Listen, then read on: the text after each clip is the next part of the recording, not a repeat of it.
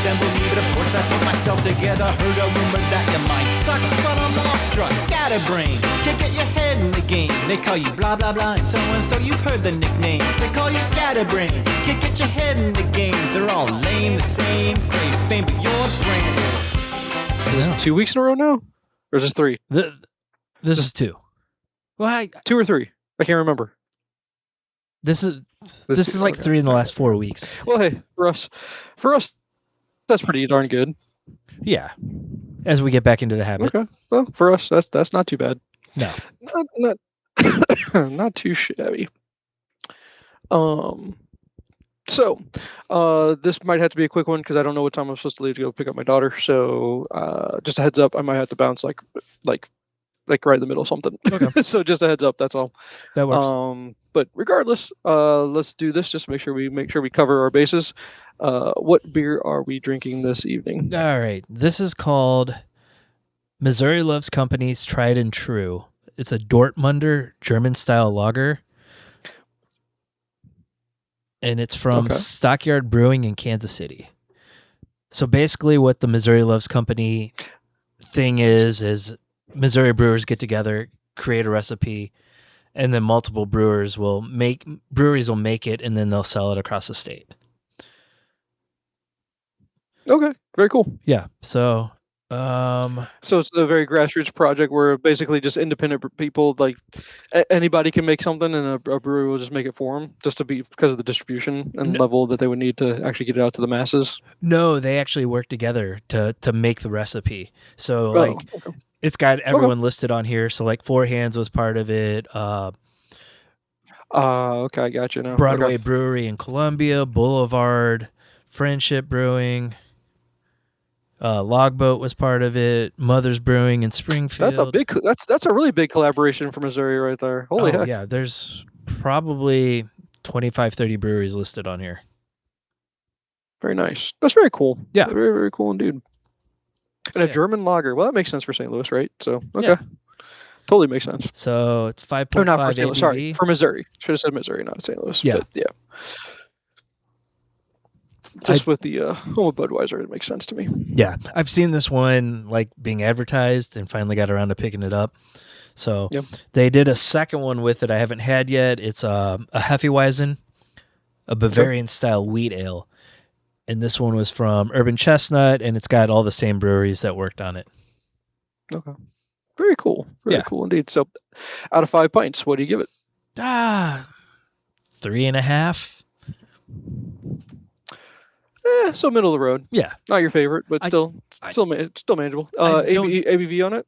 Should be like what? Or 4%, 5%? 5.5. Okay. Yeah. Pretty traditional. Lager. I don't drink a lot of lagers. So they're not my favorite style. But this one's fine. It's good for a nice hot day. Yeah, what was I drinking yesterday? It was like Blue Moon's version of a Mick Ultra is what I think it was, because we were at a grad party. Yeah. And that was what they had. And so it was like a citrus wheat is what it was. Blue Moon citrus wheat. Isn't that like their main staple, I guess? Yeah, it is. Just about. So yeah, that's what I was drinking yesterday. But I did try a bunch of other things. Like, I'm not a tequila guy at all, but I tried 3 separate tequilas, and I don't remember the name of the very, very expensive bottle that I drank from. Like just a tiny little sip, Yeah. Just to the person's like, well, you might not like tequila because you're drinking shit tequila. Let me give you good tequila. Right. And that might change your mind, right? Which is usually how it is, right? Anytime you get something very good, that's what changes your mind about it. Yeah. But actually, what was so funny about it was the good tequila that I liked, and it wasn't even expensive though. But because he's like, you're gonna be shocked. He's like, I buy it at Sam's, and it's like $40 a bottle for this tequila. I'm like, that's super reasonable for a spirit. So I'm like, okay, what's the secret here? It's just a good tequila. You always find these little needles in a haystack, right? That you don't always have to spend an arm and a leg for a good product. It's just that you're not going to spend $20 on a bottle and get something high quality. Right. But this one was called Lalo or Lalos or something like that, I think is what it was.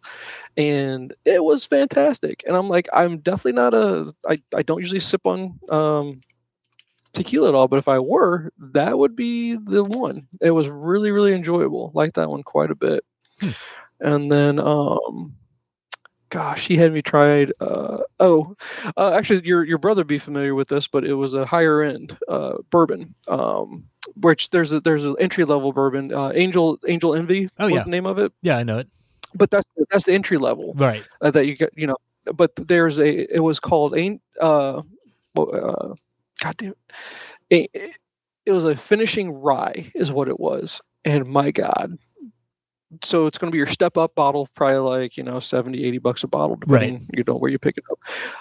But man, it's so smooth, so good. So those were my 2 experimentations from the weekend that I would highly recommend. Super good. Those are my 2 favorites I had. So, nice. And again, nothing that breaks the bank. There's bottles out there that can break the bank. I don't think that. And see, that's where, from a beer connoisseur standpoint, what's the most you would spend on a 6-pack? It would probably be maybe $40, I guess. I mean, what's the most expensive 6-pack you bought?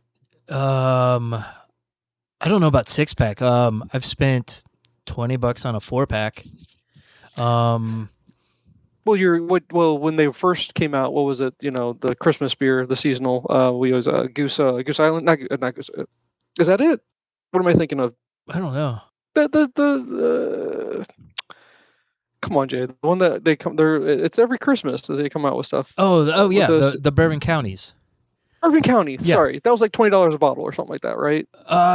Yeah. The base one was like 12 or 15. Some of the variants. And that was for 20. one bottle though. That's what I'm saying. Like for a beer on a high end. Right. Spent the most I've spent on a bottle of beer is $50. Really? Yeah. And what made it so? What was it? Because it was so. You had to go travel to get it, and it's just hard to get in your local market, or just rare. They just didn't brew that much, and the fact that they're not going to brew any more of it, or something like that. Yeah, they don't brew a lot of it. It comes out once a year. It was down at Side Project. Okay. Actually, I didn't pay for it. A buddy of mine paid for it before we went to a Cardinal game. Okay. Because I got free tickets and took him, so he's like, "I owe you a beer." I'm like, "It's a $50 beer." That's a $50 beer, brother. What are we doing here? One of the Bourbon Counties I got this year was 40 because it was one of the more rare ones. Okay. See, so that's kind of my comparative, right? To do a beer to the spirit. So, right. But yeah, no, those were the 2 I tried. So the finishing rye from Angel Envy, and then the Lalo tequila, which I am going to highly recommend it. It was delicious. I enjoyed it quite thoroughly. And again, coming from a non-tequila, I just don't. I'll drink a margarita. Sure, they're fun. Go to Mexico, get some tacos, have a margarita with it, right? But yeah, just not my thing. It really. Whoa! I don't know if you heard that. Holy smokes, that caught me by surprise. What was that? We got thunderstorms coming. So I was like, whoa. Oh yeah. So I guess did you already get yours? No, we didn't get anything.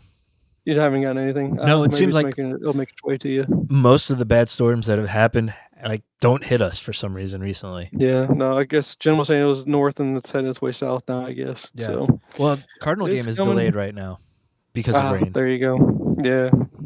Yeah. So this will be fun. I get to go drive in this nonsense to go pick the kid up. Yay. Good times. But so yeah, no, that was the weekend.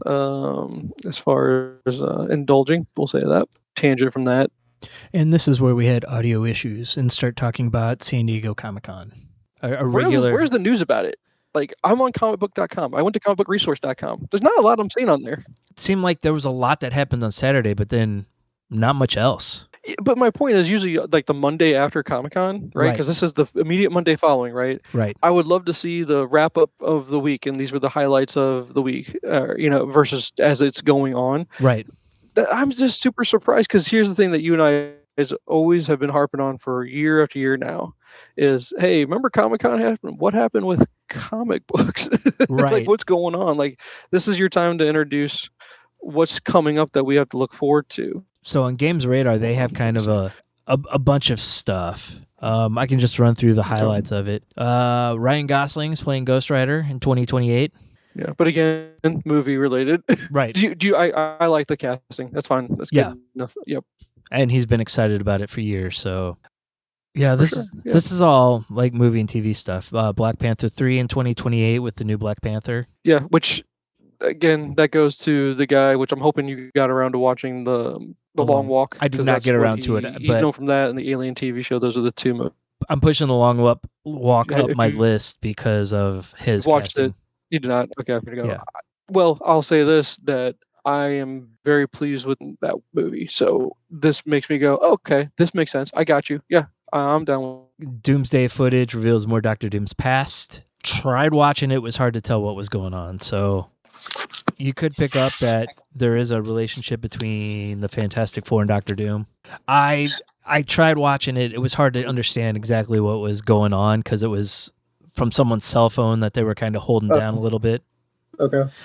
So, all right, well, maybe it might be worth not seeing it, Yeah. So I think it gives more than the previous trailer gave.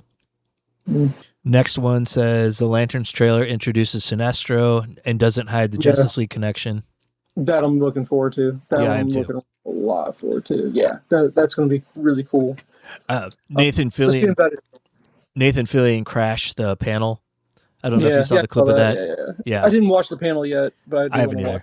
Is that even available? Like, are all the panels available now at this point? I don't know. I've only seen clips of them that people have posted.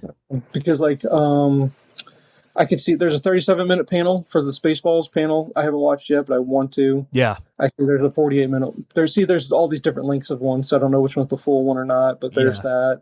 Obviously, the Kevin Smith panel, I don't think they really hide that from anybody. His was obviously 1:25. Yeah. Him going, that's actually short for him, to be honest with you. Well, they probably forced him out. That might be the full thing. Yeah, that might not be the full one. The Spaceball one, they introduced like 8 phases of what they're going to do. Yeah, that's hilarious. Yeah, that's too good. Trying to see to see if there's anything else that pops up. I got Blade Runner 2099 trailer. Yeah, well, so are you? I'm not even a Blade Runner guy. Like, I've never even seen the original. I'm aware of the 2049. I mean, look, the 2049 one looks amazing. Aesthetically looks beautiful, but I just not my thing. I've always been a big fan of the original. I've never seen 2049 because it's one of those ones like I want to sit down and really pay attention to. But that's no one else is going to want to watch it but me. Oh yeah, okay. And then let's see. I guess there was a Spider-Man panel, right? Right. And were all of them there, or who was it? The whole cast at the panel? I don't know. I don't know if Ruffalo was there, but I know Bernthal showed up. Because I see that there's a clip. I see a Bernthal clip, like a 3-minute clip. So I guess I just need to dive deeper in. And it would have been better to probably try to watch a lot, but that's hard to pack a whole week's worth of panels and to try to do that before we record. Right. So I was definitely not able to do that. Yeah. But I like the fact that I'm seeing here there's a clip where Kevin Smith combs the audience to find Rick Moranis. Yes. They got the guys with the big combs. Comb the desert. We ain't found shit. Exactly. So, okay. Yep, I'm going down the same list here with you. So we had Lanterns. I'm definitely looking forward to that. But when does that even hit? When does that come out? Is that it's later August. this year? So it's coming out really soon. Yes. Awesome. And that'll be week to week, and that's what sucks. I don't want to wait week to week to watch that one. Starts the 16th of August. All right, that's the day we drop off the kid for college, so definitely won't be watching it that night. Yeah, because we probably won't be in the mood to watch it when we get back. So okay, but yeah, no, it looks great. The trailer looks great. I'm enjoying Kyle Chandler's portrayal of Hal so far, just from the small clips. Yeah, and it looks like they got the right guy to play Jon Stewart. I think he looks fantastic so far. Yeah, and then Guy Gardner, obviously, we got Nathan Fillion's guy. Now, here's the real question: do we get to see, is Rayner going to make an appearance? Do we have a Kyle Rayner? I don't know. I haven't heard anything about him. So, don't think we have him. I don't think we're going to have Simon Baz. We're not going to have Jessica Cruz. Maybe they'll save that for season 2 or something like that. If they get the season. Or maybe now I don't know. Speaking of, I don't even know if the WB Paramount thing is happening now. The merger, it sounds like they're holding off now. Really? Yeah, I keep seeing different news every day. You never know what to believe though. So I really have no clue. Right. Yeah. So, but looking forward to that one. Yeah, the guy who's playing Sinestro, he looks great too. Yeah, he does. It's like we got an aged Hal Jordan, we have an aged Sinestro. So I guess my question is, why are we going aged on them, but we're not going aged on Superman? Yeah, I don't know. You know what I mean? I don't understand why they're choosing their choices for what they're doing. I don't get it. I just don't understand. Yeah. And the thing is, Hal didn't have to be aged. Again, I'm a huge Kyle Chandler fan. I'm glad that he's got the role. I think he'll kill it. But my point is, Hal just went away, but you just go because he was parallax, and maybe he didn't age as parallax. Write it however you want. Yeah, but you didn't need to have it where basically they're aging him out already. You know what I mean? Well, and it makes me think of Snyder's Batman with Bruce or with Ben Affleck being so much older than everybody else. Yeah, see, I don't get it. I don't get these choices. Yeah, I just don't. And I don't get it. It's whatever. It's their universe. Do what you will. But yeah. I just wish I understood the reason for it. That's all. So yeah, I agree. That's all. Just want to understand. But. So let's see. X-Men 97 season 3 is complete. Season 4 is in development. Wow. Because I haven't even watched season 2 yet. I haven't either. But I mean, that was a long wait between seasons 1 and 2. So I think they wanted. Well, because they had all the controversy or whatever, right? Yeah. So. Well, and I don't think they knew how it was going to be received. Yeah. And then it did really well, and then they're like, let's fast track the rest of it. Do you care about any of the Lord of the Rings stuff that was announced? Nah, I've never watched the show, so. Yeah, neither have I. I tried it. It just wasn't for me. It was so boring. It really was. It didn't do anything for me. Yeah. Maybe it got better. Could have, you know what I mean? Maybe if I just maybe let it all come out once they're done, and then maybe watch it all as one thing. Maybe that'll make it a little bit more enjoyable. But no, it just was not for me. Right. It's just hard to get into the books and stuff, too. The Lord of the Rings books are just so detailed. Yeah. It just takes forever to read them. So here's the question. Do we want to watch this? I'm sorry. I'm reading the articles or the headlines while you're talking. Yeah. I'm sorry. I totally interrupted. I'm so sorry. No, it's right. Spider-Man Brand New Day exclusive footage description.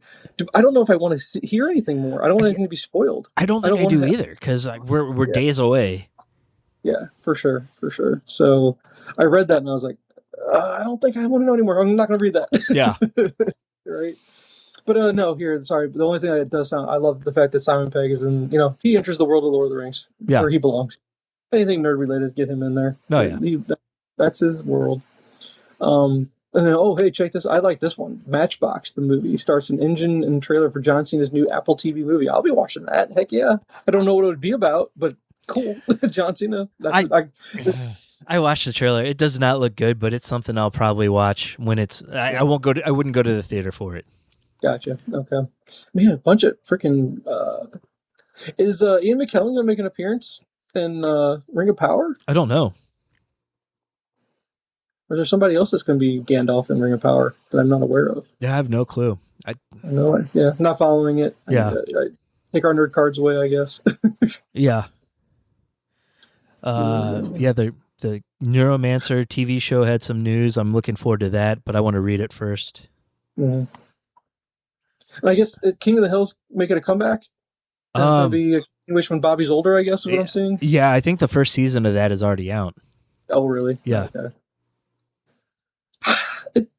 It's a comfort to know that it exists, but I'm not one of those people that watches it religiously. If there's a clip on, or maybe there's an episode I catch here and there. It's just nice to know it's out there. Just like The Simpsons. I don't name the last time you actually sat down and watched a full episode or even a full season. Yeah, couldn't even tell you last time, but just the fact it's a comfort to know it exists in case I ever did want to watch it. Yeah, and there's quite a bit of both shows to watch. So right. Yeah, for sure. And then here you go. Okay, Reacher season 4. I need to watch Reacher. Never got around to that. Yeah, I haven't either. Because there's still rumors of him being Batman. I don't know, man. I don't know if he's Batman. I don't know. I don't.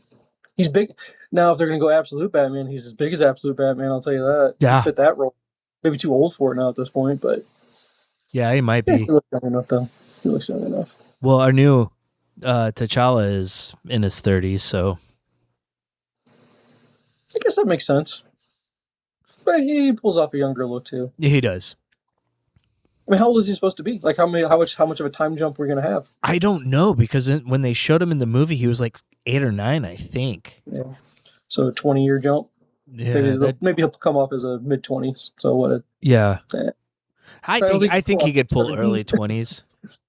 Yeah, maybe in his early 20s, we'll say. Go 90210. He can pull off late 20s. Yeah. And then a whole bunch of Airbender stuff, Avatar Airbender stuff that I don't care about. That's just not my thing. It's a fun show. Yeah. Oh, you watch it? I've watched, I think, the first 2 seasons of the cartoon and part of the first season of the live action. It was something Will and I were watching together, and then it was he was little at the time, and we used to have every Tuesday night. It was just me and him hanging out, so that's what we would do. And then once that stopped, we never really went back. He ended up going back and finishing all, and he loves that world. So, okay. Yeah, he's excited about the new stuff coming out. Okay. And then the thing I am all for the God of War games coming out. There's a lot of pushback on the fact that they're doing the next one that comes out. Actually, I think like February 27, I think is what it's supposed to release. Is based off his deceased spouse, and it's Karen Page from Daredevil. Okay. That's who's tied to it. And so there's a lot of pushback on it that, God of War is the Kratos games. And then, I don't know. I'm all just give me more. Any God of War games. They're all fun. They're all really, really fun. And the lore is fun. I enjoy all the lore in it. And so I'm excited about that. And the fact that there's going to be another Kratos game after that. I think because how it was he was, a Greek.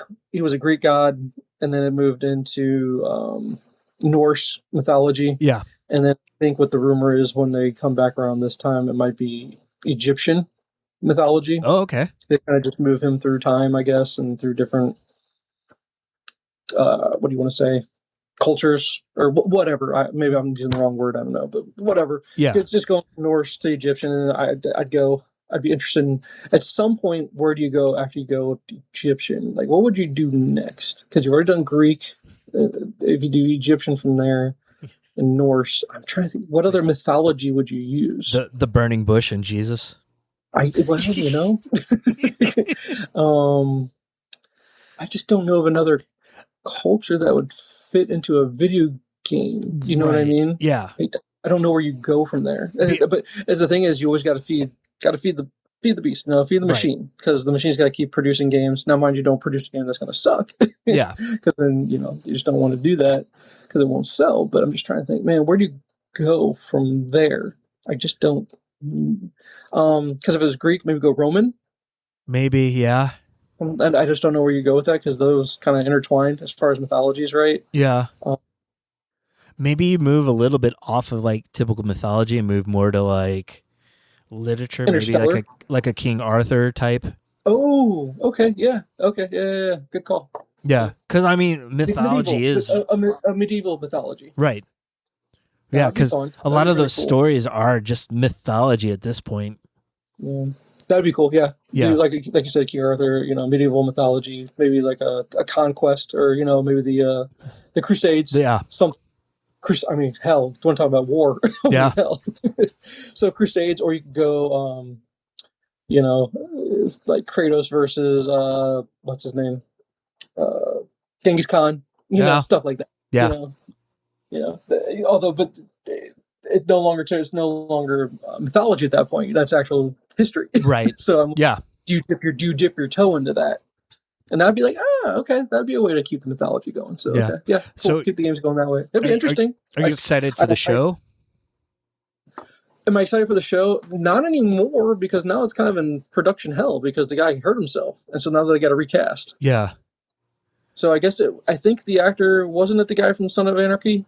Whatever it was. Ollie. Is that in there? Yeah. Well, that's the name of the show. But Bertier. Yeah. Yes. Correct. Yeah. And so he was God of War, and I'm like, well, who are you going to spin to now? And that sucks for him. You know, that's a great role. What the fans of the game want is for the guy that does the voice acting. Because I don't know if you've ever seen him. God, what's his name? That's Christopher something, I thought. Voice of Kratos. When you see the guy is Christopher Judge.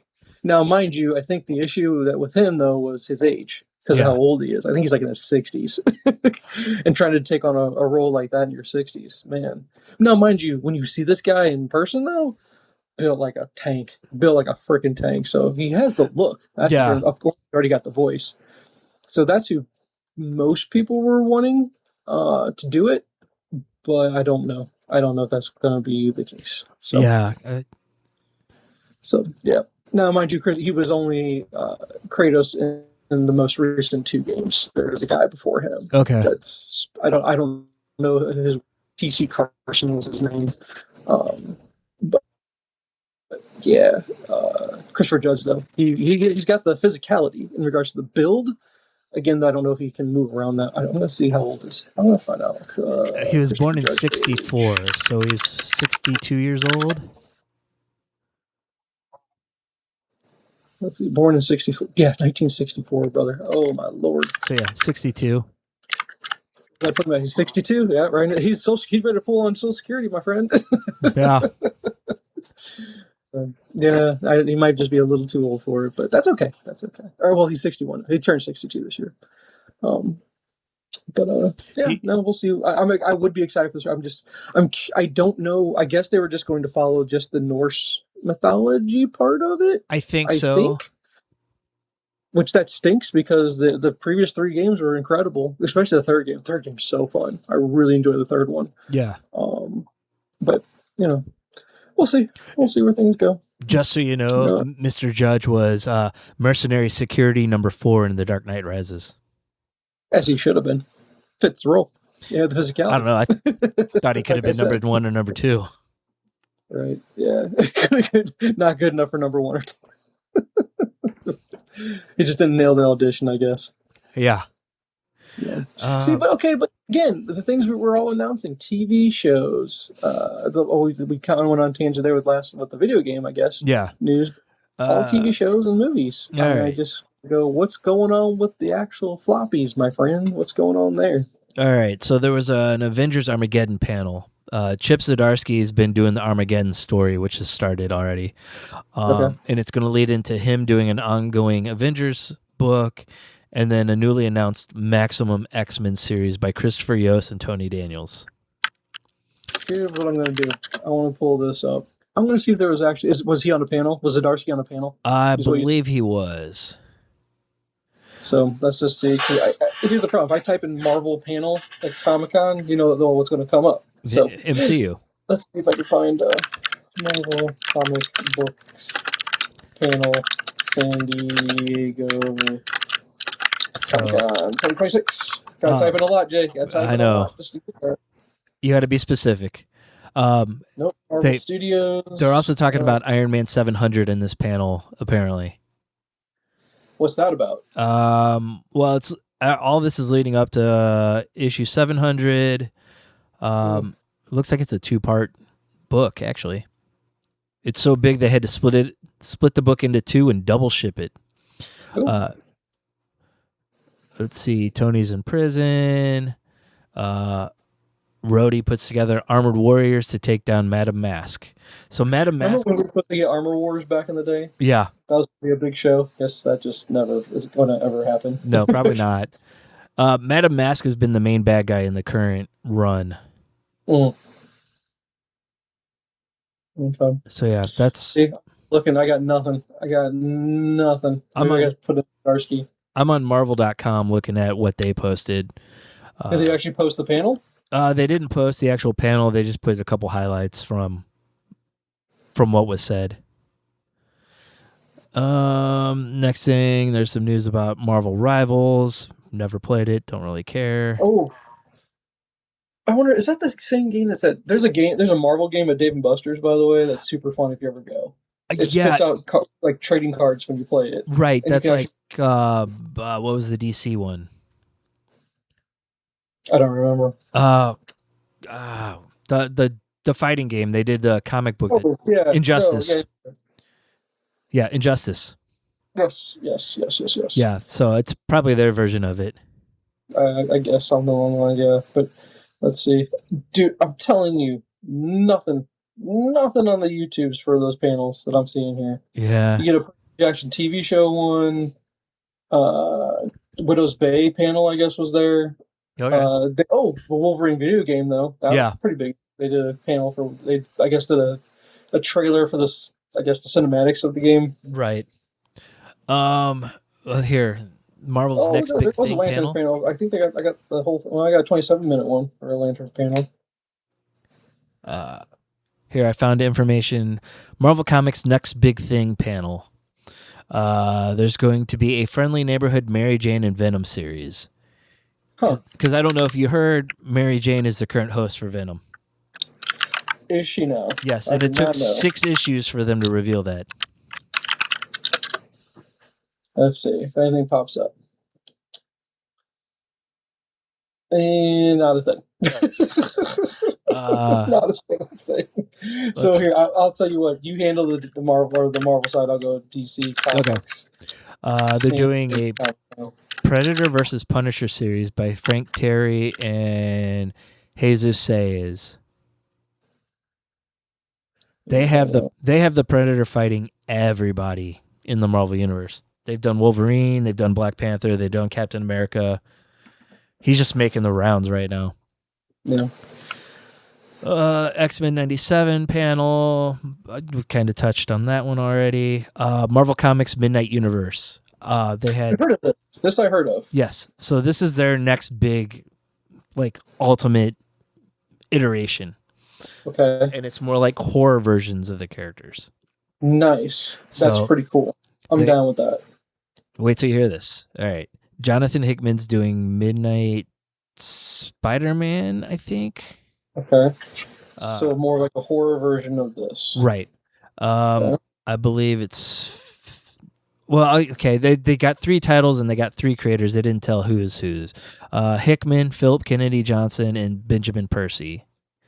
And they're are all good names. Yeah. Percy did a Wolverine run, if I remember. Yeah, he did X-Force too in the Krakoa. And then obviously Hickman's Hickman. We all know Hickman, especially if he's got. Now here's the thing with Hickman, I can't imagine he would just do here's 12 issues or 6 issues and that's enough. With him, does that even exist? Yeah, I mean he's probably got 2 years in this. Would be my guess. And then, I'm trying to think. Who was the last one you said? I'm sorry. Benjamin Percy. Philip Kennedy Johnson. Yeah. He was very hyped up for a Superman run. Right. Yeah. I'm trying to remember if I enjoyed it or not. I think there were pieces of it I enjoyed, but I don't even know if I finished this whole run. But he's already switched teams. He's already over at Marvel now. I think he's still doing DC stuff though. I think he's straddling the line. Oh boy! Oh, he's one of those guys, eh? Yeah. So, all right. So the 3 titles are Midnight Spider-Man, Midnight Fantastic Four, and Midnight X-Men. Okay. The Spider-Man one has this creepy spider on the cover. I don't know much about the Fantastic Four one. The X-Men one is dealing with vampires. Cool. Okay. All right. That sounds cool. I mean, they got to compete with Absolute Universe somehow, right? Right. Marvel Studios one we're gonna skip. They did around the booth, so they had a Marvel booth, and they had mannequins with these Doom inspired women's costumes. Okay. Well, okay, because did you hear the rumor that there's different pillars, a different color represents a different pillar for the Doom's magic, I believe. Is that what it is? Well, again, harping back to the movie, I guess it'd be a matter of, at the end of at the teaser trailer for not the teaser, but the tag on Fantastic Four, right? Where you see, we all thought it was Doom with Franklin, right? Right. Apparently, that's not Doom. That's the rumor. It's not Doom. Right. Because the mask matched these mannequins and not the... Yeah, so some kind of Doom witch or something, like Varian witch or something like that. So I'm like, I don't know anything about that, but okay, that's different. Maybe that's... I don't know. Yeah, some of the names they've popped up are Clea, since she hasn't showed up from the end of Doctor Strange 2. Doctor Strange, yeah. Scarlet Witch. God, I don't remember who else they said. There were 6 of them that they identified that these could possibly be based off the colors. And then we're going to use witch power as what's causing the convert or the events, the immersions or whatever of the universes. No. There's a big theory about what it is. I don't know. I don't know if you want to hear. Is it going to piss me off? No, I don't think so. So okay. The main thought is when Steve goes back and puts the gems back, he creates an incursion which kills Doom's family. Yeah. Oh, okay, gotcha. And that's why he gets. So now we have our it. Sympathetic villain that we're supposed to agree with it. Why he's doing it is justified. Yes. There we go. Yep. No, that's Marvel villain 101. Yeah. Yeah. Okay. No, that's it. That's okay. I just don't know if I like the fact that they're trying to make Wanda a villain. I don't know. Yeah, but I mean, that's just rumor right now. There hasn't been anything said about her being on set or anything. Okay. One thing we did not touch on from the MCU panel was a certain X-Force Deadpool showing up. Yeah. So is that where we're going with Deadpool 4 is going to be X-Force? Maybe like a real version of X-Force this time instead of killing them off right away. What was your question? I said, who would be your lineup? I don't know. I mean, I feel like you'd have to bring back Domino because she's a big part of it. Phantom X? Possibly. He'd be hard to introduce, though. I don't know if you could pull off the Weapon Plus program at this point. Yeah. I mean, Wolverine would be a given. They had Colossus at one time. You're not Hugh Jackman again, right? He's not going to do Wolverine again. I heard he's coming back at least one more time so he can hand it off to the next actor. Because here's the problem. I just looked it up because I didn't know the answer. So here's your core founding members of X-Force. You ready? Cable. Yeah. Yep. Cannonball. Warpath. Which Warpath? He's got to be in next. Yes. Force, right. Yeah. Boom Boom. Shatterstar. Which Shatterstar actually appeared. Didn't they kill him in the second one? Yeah. So we can't do Shatterstar. Well, I guess you could do whatever.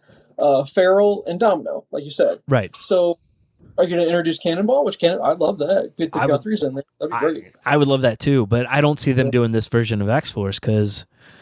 Can't do Cable? Because Brolin's not coming back for that, right? I don't know. I mean, I'm sure they could pay him enough money to do it. I guess my question is, which writer would you be basing yours off of? Would you be what's their name? Craig Kyle and Yost and Kyle or whatever they are. Go with their team up. Well, Remember's run is the big one where they had the great costumes, and it was Wolverine leading the team of Deadpool, Phantom X, Domino, and Archangel. Because Scott, he asked Wolverine to do it, right? Yeah. If I remember correctly, because that comes out of does that fold out of Avengers vs. X-Men? I can't remember what sparked that. No, I think that came a little bit later because right out of Avengers vs. X-Men was like the schism time where Wolverine had his own school and Scott had his own school. Yeah, the schism or whatever. Yeah. But it's when they came back together. And then he did it for Scott. He said he would do it because he had to go where Scott couldn't go. Right. That's what X-Force is all about. Going places that came out of the introduction of Hope. That's right. Yep. I can't think of that storyline now. Messiah. Yeah, Messiah Complex. Yep.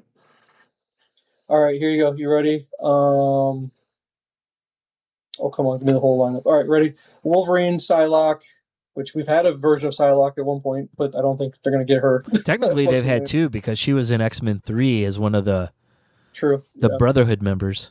Yeah. Archangel, Phantom X, and Deadpool. Yeah. I'd say awesome lineup, not going to lie. It's really cool lineup. It's an awesome book. And then later on, you got Deathlock, Age of Apocalypse, Nightcrawler, and then Eva, which is Phantom X's external nervous system, I guess. Yes. That's a ship also. Yeah. They had a version like this before that, though, and it was Wolverine and Warpath and Domino. Gotcha, yeah. Okay. Yeah, no, that's I mean, he must have shown up in that costume for a reason, right? Yeah. Maybe these. You want to know the best part of that costume? What's that? Is before the panel, he just walked around the floor taking pictures with people. Yeah, I saw something like that. I thought, because nobody had a clue that was him, though. Yeah. That's awesome. That's really cool. It is. All right. Any other news that dropped from Marvel? No, that looked like that was about it. Okay. I'm just going to go run down the panels that DC did. Let's see. Hold on one second. Let's see. DC booths. Let me scroll down here. Sorry. I scrolled back up just to make sure I didn't miss something. I'll just go down the panels here. Jim Lee and Friends. Jim Lee did his where he brought out some of the creators and they did a discussion. So let's see. Yeah. But let's see. The next one they list here is the Batman Cape Crusader Season 2. Did you even watch Cape Crusader season 1? I watched season 1. I liked it. I have not watched any of season 2. Well, no, it has an advanced screening on it because it doesn't hit until the 31st. Oh, I thought it was out already. That's according to what it says here. Oh, yeah. I did not finish it. It was okay. It wasn't anything that was really, sparking interest for me. Yeah. But maybe I'll return to it.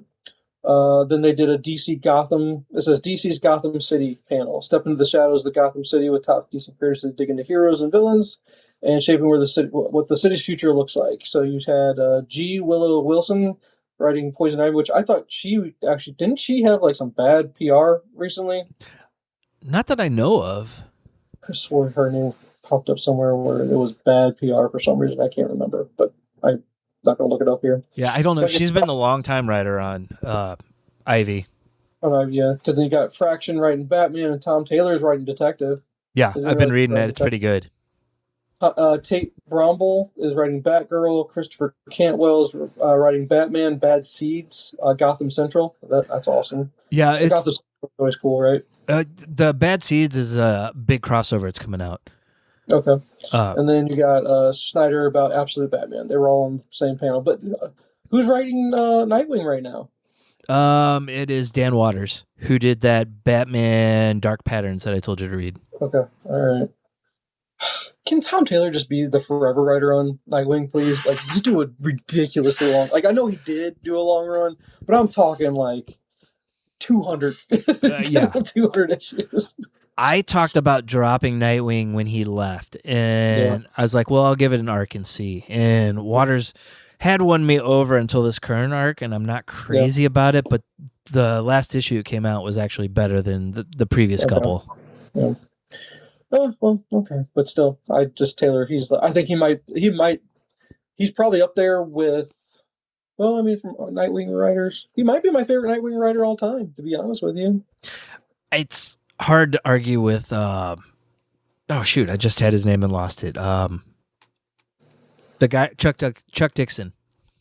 Well, he did a lot of Robin. His was more Robin than Nightwing. No, he did them both at the same time. I think he was the original writer on Nightwing. But I think I would know him more from his Robin work than I would from Nightwing work. Yeah. He's kind of gone off the right wing, so... But still, I just think Tom Taylor, he nailed it. He's and the artwork, just keep it's like a Bendis, Bendis and Bagley run on like Ultimate Spider-Man. Keep the artist and the writer together, or Snyder Capullo, sustain together for super long runs. That's what I would love. Yep. They always want to move on. Next thing was a DC's Next Level. I guess go deeper into DC's Next Level publishing initiative with the storytellers bringing it to life. Expect announcements and fresh looks and new details, exciting teases from across the DC universe. Joshua Williamson, who's writing Legion of Superheroes. Hayden Sherman, who's on Legion of Superheroes. Kyle Higgins, who's on Teen Titans. Michael Walsh and Jerry Dugan, who's doing Next Level one-shot. So I don't know anything about Next Level, but I guess that's their next initiative. They've been doing it for a little while. Next Level right now is just like the new core books that they're putting out. So like the most recent ones have been Batwoman and Deathstroke and Deadman. And they've been, some of them have been really good, some of them not so much. Gotcha. But I think it's more just which characters you like more. Gotcha. Here we go. Then they had a panel about Adventures of Superman Season 3, which I watched a few episodes of Season 1. It was good. Just never stayed up with it. Lighthearted. A more lighthearted version of the character. Next panel is Batman Nightfall Part 1 for the Warner Bros. Animation movie, which I don't know if you've been seeing the trailers for, but it looks fantastic. I have not, but I heard that the trailer leaked, and I've been wanting to watch it. Yeah, no, it looks really good. I'm just trying to think who's voicing Batman in that one. Is it what's his name from Supernatural? Jensen Ackles? Yeah, who is voicing Batman in Nightfall? Or is it one of their regular guys? No, Anson Mount. Anson Mount is doing the voice for Batman. He was a Star Trek guy, if I remember correctly. Yeah, I think so. What did he do? It was the Doomsday. Oh, never mind. I got my trailers mixed up, but gotcha. No, I'm just trying to see who else we got here. Commissioner Gordon is Bruce Boxleitner. Never heard of him. Jack Giffen is playing Tim Drake, so we got a Tim Drake Robin in this one. Okay. And then Pablo Schreiber is he related? Is he related to Liev Schreiber? Is that his brother? I don't know, like or a son or something. I'm curious if they're related. But he's playing Jean-Paul Valley. Okay. So it'll be interesting. DC never disappoints in their animation. No, so. it's usually really good. Let's go back here. Then they had a whole Absolute Universe panel with Snyder, Dakota, Hayden Sherman, who's the writer on Wonder Woman. I guess, is he writer or artist? I'm going to assume writer. I think artist. Okay. I can't remember who writes that one right now. And you said you didn't like Absolute Flash, but Jeff Lemire's doing Flash. Yeah, so I heard someone say a long time ago, like his mainstream superhero stuff isn't as great. It's his creator-owned stuff that's really good, and I'm starting to agree with that because I didn't connect with his JSA book that he was doing. And Absolute Flash just kind of left me wanting more. Okay. And then Che Grayson is on Catwoman. That's an interesting name. I'm going to just do the last name here. Porn. What a name. I know. Pichotti. Pichetti Shote. I don't even know how to try to pronounce that one. Raphael Albuquerque is doing the art. Is he writing or doing the art on Green Arrow? Art. He's doing just the art. Okay. Yeah. But yeah, this I'm maybe where the universe is going because they're going to do a big crossover at some point, right? I think that's what's upcoming next. They'd have to. They've crossed over Batman and Wonder Woman, and I think Batman and Superman are about to cross over. Gotcha. But I haven't heard of anything big that's coming yet. Yeah. They announced they're going to do an Absolute Cassandra Cain coming out of the Catwoman book. Okay. And then they're going to do a Black Canary book that's coming out of the Green Arrow one. You shocked it didn't have a Clayface panel? A little bit. Right. But, I mean, are they shying away from the movies for a little bit? No, I don't know, because nothing but bad publicity, especially with pushing back the Batman Part 2. That and Supergirl is going to come to streaming the second quickest of all the last wave of DC movies. I'll tell you that makes me sad is that I cannot get it. I guess maybe we can't get access to the Upper Deck trading cards for DC stuff. I remember the Marvel stuff. I was a big fan of the Marvel trading cards. Those were always fun. I'd like to get my hand on some DC trading cards from Upper Deck, especially the art on them is pretty nice. Yeah. They had a DC booth for the Lego Batman game, Legacy of Dark Knight, which I've not, because I don't have a PS5. I you have to have it to play that game. Right. I've only heard great things though. It's really fun. That's all I've heard. And this hits on everything. It's like the most Batman game ever. Yeah. So I will play it at some point. I think in life I'll get around to it at some point. DC Community. What's this thing? Fans who show proof of Discord membership will receive a exclusive poster of Scotty Young's Lobo #1, and then John Kent press pass from John Kent. The internship is my kryptonite. What's going on with John? Does he still have his own book? No. He haven't even kept up. No, I don't know. I think he's mainly in Action Comics right now. I haven't really been following him either.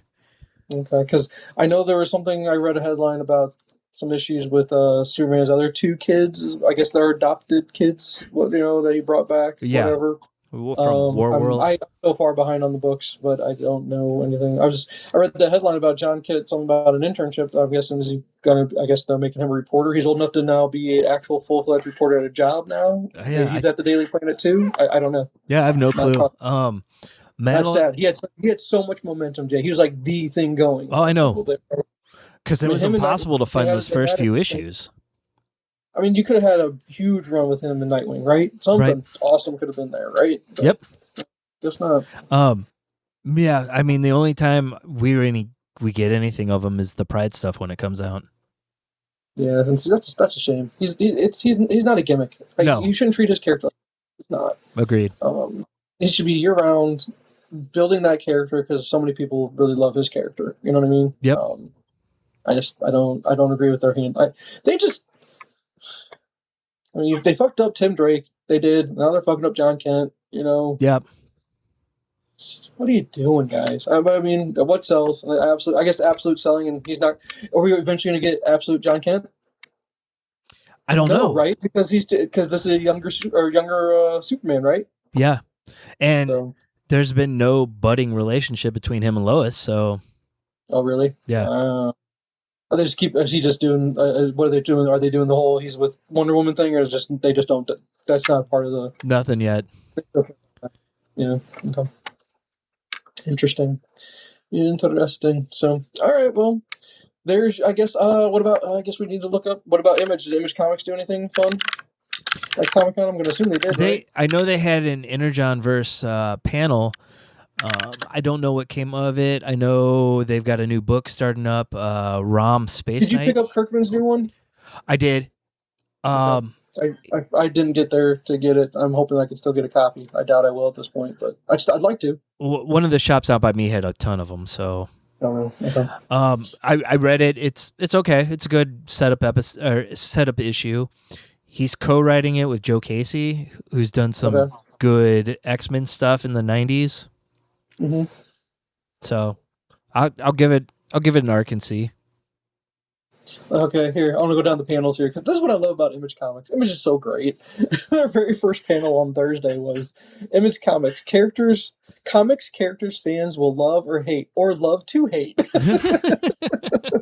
I guess Matthew Rosenberg, who is If Destruction Be Our Lot, Patrick Kindlin for Tigress Island, John Layman for Chew. Is that what his big thing is? Is the Chew verse still going somehow? Or I thought Chew was a done deal. That thing's done, right? Yeah, it's done. I think he's gone back and done little miniseries on side characters, but I don't know. I haven't really followed it. Right. If Destruction Be Our Lot's an interesting one. He's the guy that did Four Kids Walk Into a Bank. Oh, yeah, I like that one. Yeah, and he also did the one about the kids that are in the post-apocalyptic future where they're... I can't remember the name of it, though. Okay. I don't remember, but I know which one you're talking about. Yeah, and I enjoyed both those. If Destruction Be Our Lot is about a robot society that thinks humans have died off. Oh. And your focal robot is an Abraham Lincoln, like from Disney, from the Hall of Presidents type thing. Okay. And they find a human. Interesting. So here, I'm gonna try that. I want to pull up Matthew Rosenberg comics here, see if anything comes. He wrote Joker, the Man Who Stopped Laughing. He did some Batman detective work. Just trying to see if we could find his more Image comic stuff here. Sorry. Come on, internet, go faster. All right, there we go. What's the farthest way? We Can Never Go Home. To Destruction, Spawn, King Spawn. We're Taking Everyone Down With Us. That I know I read that one. Oh yes, that was an Image series that came out last year. Kind of a James Bond bad guy who's dying and sends his daughter with a robot with his personality in it. Okay. Interesting. It was a fun book. Okay. And then you got Tony Fleeks did a book called Feral, and Dustin Nguyen is doing a book called Crowbound. Crowbound, so that's a cool name. I like that name. Tony Fleeks is a pretty good writer. He did that Local Man with Tim Seeley. I don't remember that. I read that last year. It was kind of a love letter to 90s Image comics. Okay. Cool. And then he's writing Deathstroke right now, which is really good. Okay. We got Kirkman Live. He was the 1 to 2 p.m. show. Right on Thursday, 1 to 2. Let's see. He's talking about Terminal, and then, about Transformers and Void Rivals, the Energonverse, all the behind-the-scenes stuff about Energonverse. Mm-hmm. Then we had, on Friday, you had Kyle Higgins talking about Radiant Black with the Massive Verse. Yeah. So I think we've hit on that just a little bit. Yeah, we have. Okay, and then we had Image Comics Artist Unleashed, where your boy DWJ was talking about Chain Kata and do a Powerbomb. Obviously, that worked there. We had Scotty Young, Ian Bertram, who did the Carmen Blade and Little Bird. Don't know anything about those. Yeah, I don't know those. Casper Wingard, Power Fantasy, and Homesick Pilots. Power Fantasy was Kieran Gillen's X-Men book. Okay. You got Sanford Green with Bitterroot, and Sean Gordon Murphy with The Last Driver. They were the people at that panel. Okay. Building New Worlds with Casper Wingard. So Power Fantasy, that's the same thing. So Building a New World with that. Yeah. James Tinian had a Frightening and Fantastic Worlds, talking about something that's killing the children to Exquisite Corpses. Both good books. Look, McFarlane was there. He made an appearance. I guess McFarlane Toys had a big showing, I guess, because I thought I saw something about McFarlane Toys. Yeah. They did a new lineup or something. Liefeld was there, Silvestri, Stevenson, the Legends, they were all there. I guess those are all the original founders, right? Yeah, well, Liefeld's been writing again. He's got a new Youngblood book out. Yeah, Youngblood and Bad Rock, Silvestri about Witchblade and Dark. I don't even know. Those aren't ongoings, are they? I don't think so. I hope not. Let's see. Image Comics storytelling, genre and crafting, unforgivable comics. Jeff Johns about Geiger. Talk about someone who's fallen off the face of the earth. John's just gone. But he's doing his own universe right now, and people love it. Yeah, okay. I'll have to check it out. I'm aware of it because I know those. We talked about that a long time ago. But Fabic, I love. His artwork is so good. Yeah. Condon, that Texas Blood. That sounds like cool. I don't know what it is. That sounds cool. Wes Craig about Kaya and Tyler Kirkham with Final Boss. We talked about Final Boss last week, didn't we? No, I haven't read that one. It's on my radar though. Okay. Yeah, I think I've heard of that one. Top Cow and Beyond. Oh, we did some Top Cow stuff. Jeez. Now we're getting real 90s. Yeah, no kidding. Oh, man. I'll skip that one. Future. Image Comics, The Future Comics. Doug Wagner on Narco, Michael Walsh on Exquisite Corpses, Tyler Boss against Exquisite Corpses, Kurt Pyers with Fireborn, and Jonathan Ball with The Eye Collector. In-depth discussion of character building that leads from the page that secrets behind that makes for a lovable or unlikable characters for readers. So I don't know if any of those books are. I mean, you said Exquisite Corpses on your radar. I don't know if the other ones are there. I've read it. The first season of it's over. Mm-hmm. It's kind of. It's. I mean, it's not an original book. It's basically the original 13 colonies run the country. In the background, and they every 4 years they each send a killer into a town, and they all fight, and the last one to survive gets to control the country for the next 4 years. Okay. So, I'm sorry, I'm kind of reading ahead here. Let's skip over this because I don't think I have any interest in this one. But the Energon verse, that was a big panel because you had Kirkman and Williamson, Connor Hughes, because Williamson is still writing G.I. Joe, Connor Hughes is doing Void Rivals, and Sean Makovitz is the SVP and publisher at Skybound. So, talking about G.I. Joe, Void Rivals, and Mask, and Transformers. Which has Mask hit yet? Is that an ongoing yet? Yeah, there's 2 issues out. Okay. I'm assuming, did you read it? It's kind of slow going so far. I think this whole first arc is just going to be building up. I'm guessing this was just a signing booth. Yeah, signing, sorry. So, big hitters were signing, man. How much do you think Todd McFarlane was charging? Oh, I don't even want to know. And then you had him. Let's see. Tim Seeley was signing. Jason Fabic and Jeff Johns were signing together. I don't know. What's Dakota doing at Image that he would be signing? You think he'd be at Absolute right now, right? Yeah, I don't know. I'm sure there's something. Yeah, Johns and Fabic did a bunch of them. They were together a lot.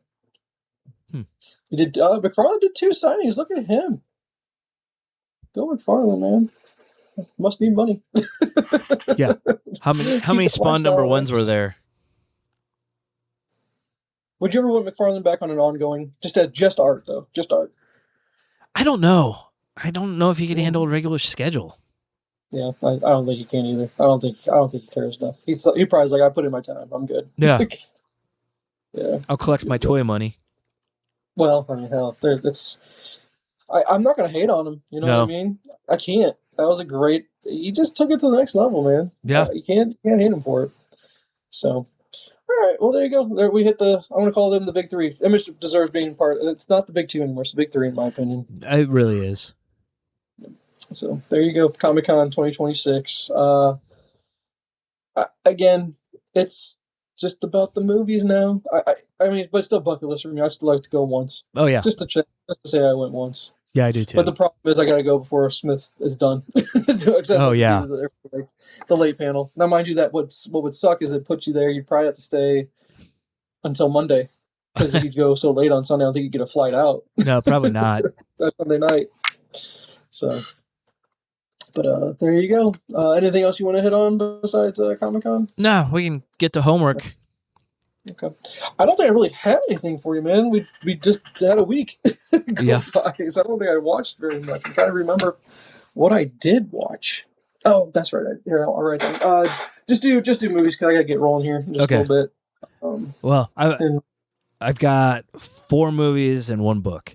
So I watched Americana. Oh, great! Yes, how did you like it? I liked it. It was a lot better than I expected, especially based off all the critics hating it. Yeah. It kept me wondering what was going to happen. I don't think Sydney Sweeney is a great actress at all. No, she's not. She's just not. She's just eye candy. Really, to be honest with you, I almost felt she wasn't acting in that movie. Except for the stutter. The stutter was pretty bad. Yeah, the stuff was pretty awful. But I enjoyed it, and she didn't make it bad. She didn't make it worse. She didn't make the movie worse by any means. Just a good story. Just fun. Old school '90s movies. What it felt like. And Paul Walter Hauser is an American treasure. I keep telling you that. Oh, I know. Yeah. I watched The Killing of the Sacred Deer. Yargos. Yeah. Yargos, right? Yeah. How bad is that movie? It was a movie. It's garbage. It's a movie. He's the worst. He's garbage. He's garbage. I'm telling you. Hold on. Did I ever give you my Begonia review? Did we do that? Yes, we did. Okay, I don't remember if I did Begonia. I'll give you Begonia. It was good until the very end. Actually, I enjoyed it, and that's what sucks. And then I go, nope, ending ruined it. It's awful. It's Yargos' bullshit. See, I love the ending because I was like, holy crap, Jesse Plemons was telling the truth the whole time. All right, that's so stupid. So dumb. But see, I love that part of it. Yargos. What was I going to say? No, Killing a Sacred Deer. Now, mind you, the performance by Colin Farrell or Barry Keoghan. Irish kid. Yes, he is fantastic because he's creepy as shit. Yes, he is. His performance was really, really good. Yeah, and I'm tired, but that's what he could specialize in, is just being creepy as shit. That's what he does. Yeah, I mean, he might be our Joker. Right, exactly. So, I mean, he just pulls off creepy very well. Yeah, that's all I'll give you. So, garbage movie. That's all Yargos does is garbage movies. But I will say that you can still pull out some good stuff from them. Oh yeah, yeah. We watched Is This Thing On? I'm glad you watched it. Yeah, such a good movie. That's a good movie. Yeah, A24, bro. I'm telling you, they don't do bad ones. I'm telling you. Yeah. No, very enjoyable. I mean, very enjoyable. Will Arnett in a serious role too. He killed it. And Laura Dern was great too. Oh yeah, she was. They were just a very believable couple, and it's just, man, just it hits in a way where it's just like, I guess you have to be the right age to appreciate the movie, and it's just like you can understand someone being, middle age and just trying to figure it out. He felt tired, and at certain, we all feel that way sometimes. Just like, I'm so tired, and I'm trying to find happiness. Find the happiness in between the rut is what it is. Find the happiness between the rut of life, I guess, sometimes. So, and sometimes you just have to find a way to talk out what's going on so you can figure it out. Mm-hmm. And what a creative way to do it. Yeah. No, this was such a great movie. Really, really enjoyed it. Yeah. And then today I watched Pressure with Brendan Fraser. World War II movie. Pressure. What's that on? Peacock, I believe. Now, hold up. Did you watch that before you watched Rental Family? I did, because I wanted something on in the background, and it was old guys talking about weather during World War II. Oh, is that what this is? Oh, yeah. About barometric pressure? Is that what this one is? Like right, for storming Normandy. Oh, okay. I'd pass on it. Okay, should I watch this or not? I'd pass on it. It sounds boring as shit. It was. I mean, yeah. The performances were good for the most part. Brendan Fraser wasn't his best role. Okay. If you want to watch him, watch The Whale again. Yeah. Yep. Okay, yeah. All right, so I won't watch that one. I'm crossing off. I'm not going to do it. Yeah. And then I finished the book Kings of the Wild. Which one is this one? Okay, this is the kind of Expendables fantasy version. Yeah, and that one's been popping up on the algorithm quite a bit. Yeah. Quite a bit. Yeah, and it's a one shot, right? Or is it part of a series, but it doesn't really need to be part of a series. Right. They could have left it at this one. He did a sequel based off the daughter that they were going to rescue. I'll probably read it. There's eventually going to be a third book out, but which one is this? Is this first or second? This is the first one. What's the second one again? The second one, I don't remember the name of it. Something Rose. Yeah, two published and a third planned. Right. Kings of the Wild and Bloody Rose. Bloody Rose, yeah. And so Bloody Rose is about the kid they rescued? Yeah. Okay. And she leads the band of merry misfits, basically? Yeah. Gotcha. Okay. But this one had a lot of comedy in it. It was like old guys trying to still capture their magic, and they just kind of fail into some of it.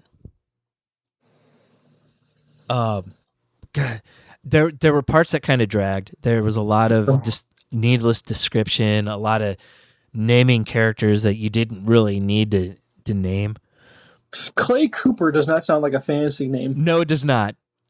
But it fit him so well. But that's the thing.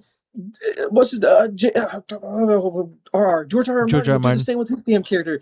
It'd be Sir Kevin. What? Yeah. There's nobody named Kevin in the. Well, it was Kevan.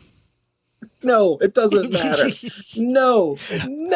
That is not a fancy name. His name should not be Cooper Clay. That's so not good. He was known as Slowhand. As what? Slowhand. And there was somebody else named Stink Palm. One of the funniest things though was like in the big final battle. Mm-hmm. The whole book is from Clay's point of view, and he's like, "Well, here's this character. They're dying," and then like 20 pages later, like, "Oh, here's this character again. They didn't die, but they're dying now." And then like 20 pages later, like, "Well, they're holding their guts in, but they're still fighting." So we're like, okay, so this is the writer's take on the Black Knight from Monty Python, right? Yeah, kind of. That's awesome. Yeah. All right, very cool. All right, I got 3 I can give you. So okay. I was in the middle of one. I'm not going to go back to it. It's bad. Don't watch it. Ruthless. This is a movie called Ruthless on Prime. Just awful. Oh, I've seen that one out there. Okay. Yeah, I'll take it off my list. Yeah, don't even hit play. It's boring. It's dumb, and the acting's really bad. Like really bad acting. Okay. Not even bad. Like, you know how some B movies are great. You know how you and I can both appreciate a good bad movie. This is not even a good movie. So yeah. Dolph's Punisher. Oh, right, exactly. That's the gold standard, sir. Yeah. But no, I got one for you. Redo on Hulu. You'll like it. Time loop. Okay. Yep, you're gonna like it. Time travel, time loop. Actually, really enjoyed it. Don't know anybody in the movie.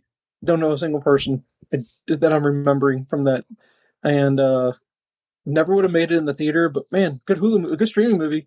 Okay, very enjoyable. And it might have been, I think, 2 brothers wrote it and directed. I don't know who they are though. Okay, but yeah, totally recommend that one. And I saw a clip this morning where it was Andrew Garfield and Michael Shannon. And I was like, this was an amazing clip. I really enjoyed it. And I was like, what the hell is this movie? It's a movie back from 2015. It's called Home 99. Okay. On Prime. It's kind of like if you enjoy if you like The Big Short, or if you like movies about financial apocalypse almost, that's what it feels. It's just if you enjoy a financial, I don't want to call it a thriller, but I enjoy financial movies like Boiler Room and Wolf of Wall Street. Boiler Room, Wolf of Wall Street, or Wall Street itself. Yeah, those financial movies. I enjoy those just because it's part of what I do. Right. And so movies like Home 99. Oh my God, take Boiler Room and mix it with the Florida Project, which I don't know if you ever got around to watching Florida Project. It's on my list though.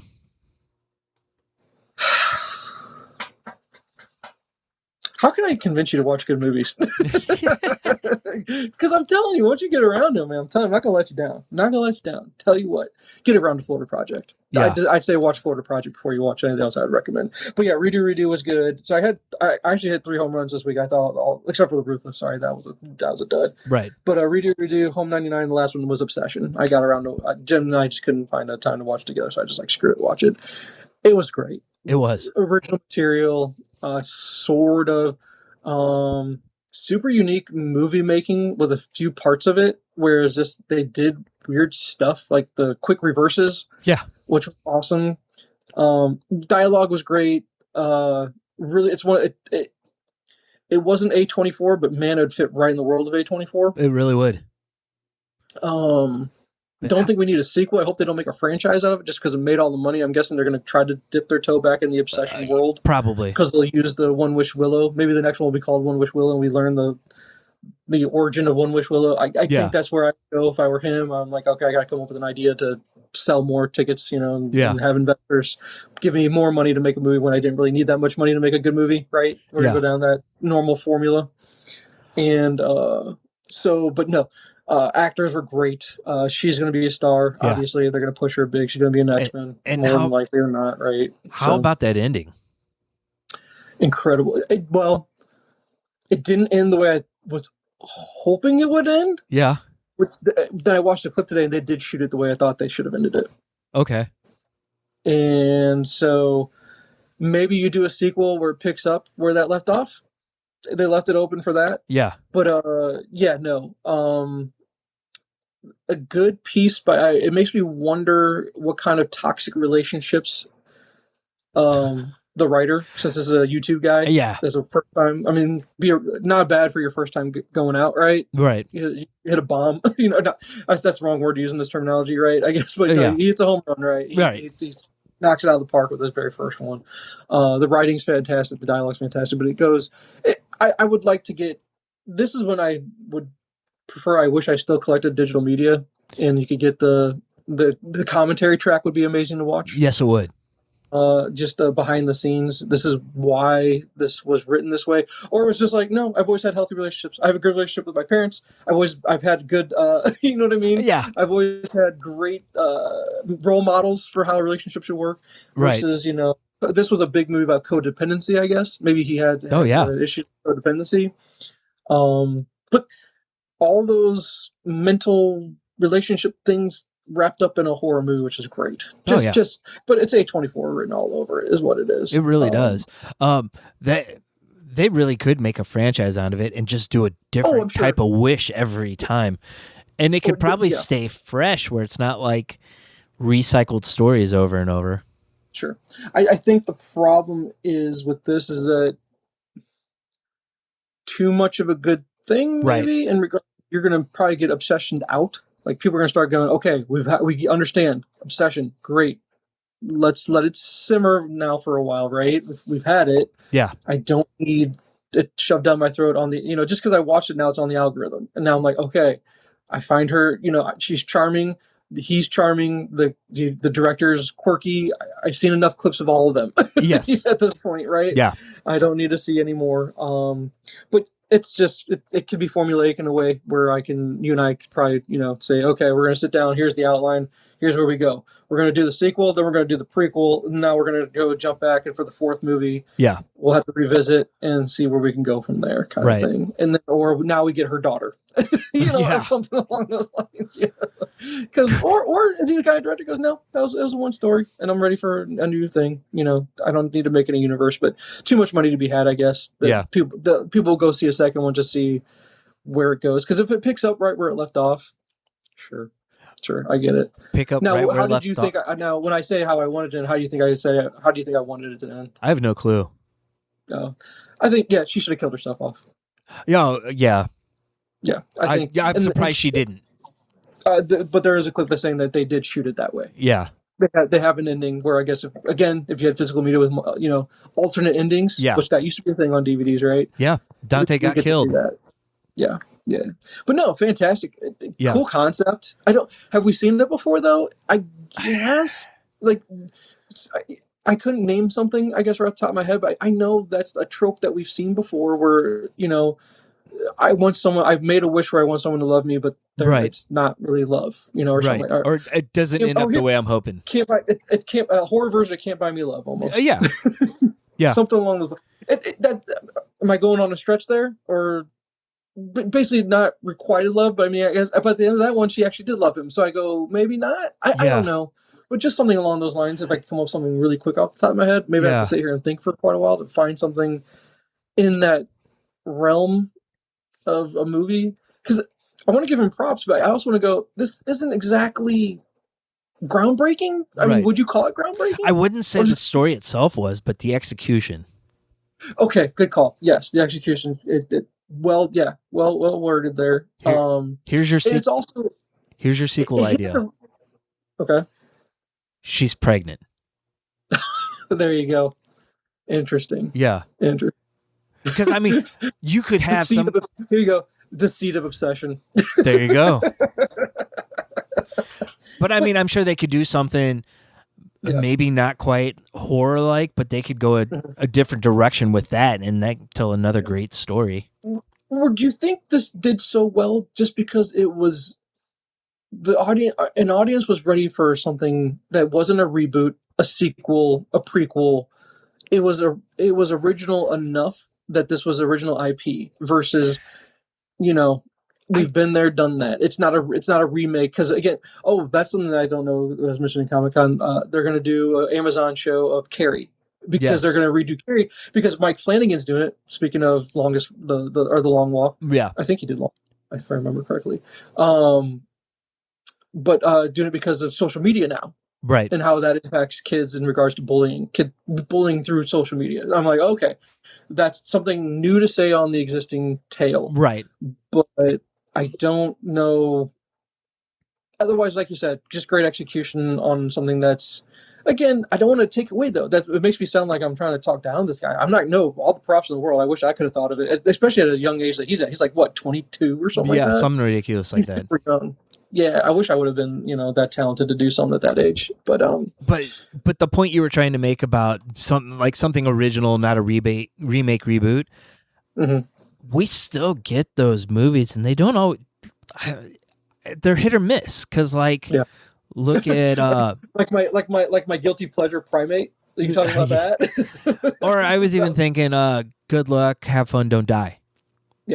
Yeah. Because I mean, that was an original movie about fighting AI, but I don't. Critically, it was loved, but I don't think it did anything at the box office.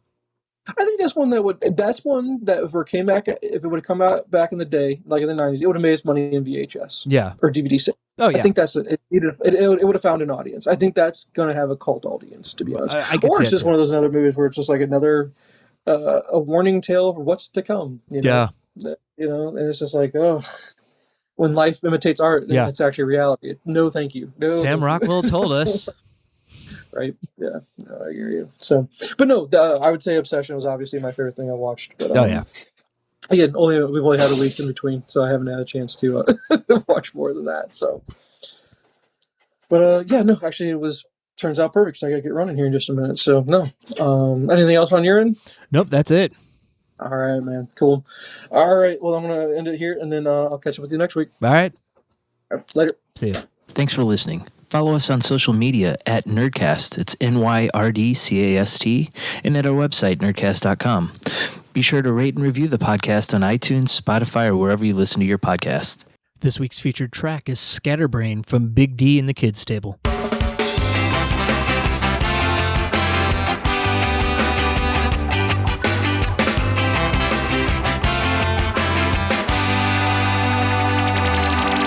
Scatterbrain, can't get my head in the game. They call me blah blah blah and so I got my nicknames. They call me Scatterbrain, can't get my head in the game. They're all lame, the same, crave fame, but I'm branded strangest green. I'm sitting in the middle of a lake in a boat.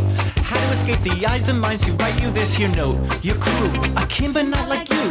Your mind is creating and going boom. So take a sec and trust yourself. Can't give them all of you. Your dreams be moved, be dead. Someone disassembled me, but of course I put myself together. Heard a rumor that your mind sucks, but I'm awestruck. Scatterbrain, can't get your head in the game. They call you blah blah blah and so you've heard the nicknames. They call you Scatterbrain, can't get your head in the game. They're all lame, the same, crave fame, but you're branded.